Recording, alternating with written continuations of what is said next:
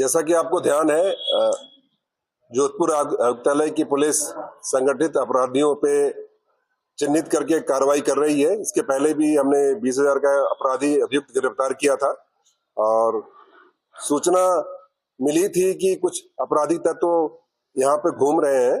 उस सूचना पे उसको बीट कांस्टेबल ने डेवलप किया है और उसके बाद उदयपुर पुलिस का जो हार्डकोर एचएस नरेश हरिजन, जिसके खिलाफ 37 मुकदमे दर्ज हैं, उनको 3 पिस्टल और 2 कारतूस, इसके अलावा एक क्रेटा के साथ उनसे बरामदगी की गई है। और इसके साथ ही अमन को भी गिरफ्तार किया गया है, जिसके खिलाफ 6 मुकदमे हैं। इनमें 111 की धारा लगाई गई है, जो संगठित अपराधियों के खिलाफ लगाई जाती है। इसमें विशेष ध्यान देने योग्य बात यह है कि इसके लिए 50,000 का इनाम उदयपुर पुलिस ने घोषित कर रखा था और ये उदयपुर में वांछित भी था और ये आने वाले समय में वहां के हार्डकोर अपराधी प्रवीण कसेटा की हत्या की साजिश कर रहा था। जहां तक जोधपुर का सवाल है, जोधपुर में जहां जहां पे ये रहा है, उस संबंध में जिन जिन लोगों के संपर्क में रहा है, उनकी जानकारी इकट्ठा की जा रही है। आपको बता दें, कुछ दिनों तक यहाँ पे शमशान घाट में भी रह रहा था और शमशान घाट में ही इसकी गतिविधि जब अवांछित लगी तो उसको फॉलो किया गया और यहाँ तक हम पहुंचे हैं। आपके पास कोई सवाल हो तो उसका सवाल।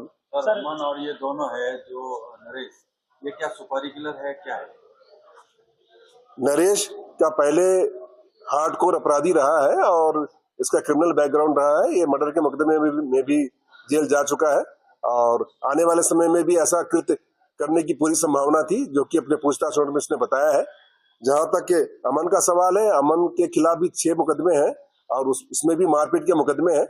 तो सारे तथ्यों का अन्वेषण कर रहे हैं और कड़ी से कड़ी मिला रहे हैं, परंतु अभी तक जोधपुर में इनके संपर्कों के संबंध में ऐसी कोई सूचना हमें प्राप्त नहीं हुई है। सर, जिसकी हत्या करने वाला था उसका क्या बैकग्राउंड है, कौन है?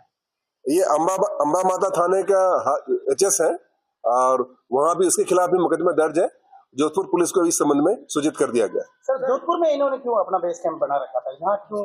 तो क्या कोई सेफ हाउस लगा इनको? क्या इनका कहना है कि अपनी बेटी की शादी के संबंध में यहाँ पे आया था और कुछ दिनों से यहाँ पे रह रहा था। जब पूरा अन्वेषण होगा और पूरे कॉल डिटेल निकाले जाएंगे और तथ्यों का अन्वेषण किया जाएगा, तभी हम किसी कंक्लूजन में पहुंच पाएंगे। परंतु जिन लोगों के संपर्क में रहा है, सबसे पूछताछ जारी है। अभी कोई ऐसा तथ्य सामने नहीं आया है कि जोधपुर में कोई वारदात करने की फिराक में।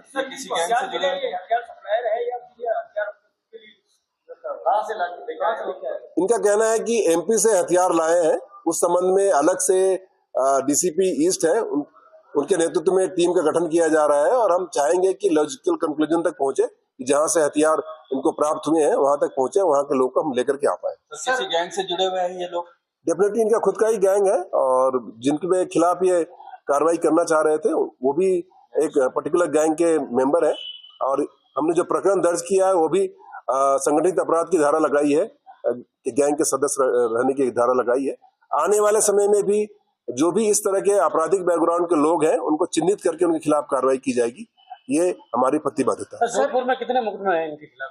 जोधपुर में इनका प्रकरण नहीं है। सर, ये हथियार किस टाइप के पकड़े गए? 9mm पिस्टल टाइप है और भी किस टाइप का? मैं कह सकता हूँ ये पिस्टल है। जब एफएसएल जाएगी और सारी जांचें होंगी तभी तथ्य सामने आएंगे। हमने तो सीज कर लिए हैं और एफएसएल भेजेंगे। सर, ये सब पिस्टल है? इस संबंध में अन्वेषण जब पूरा अपनी कंक्लूजन पे पहुंच जाएगा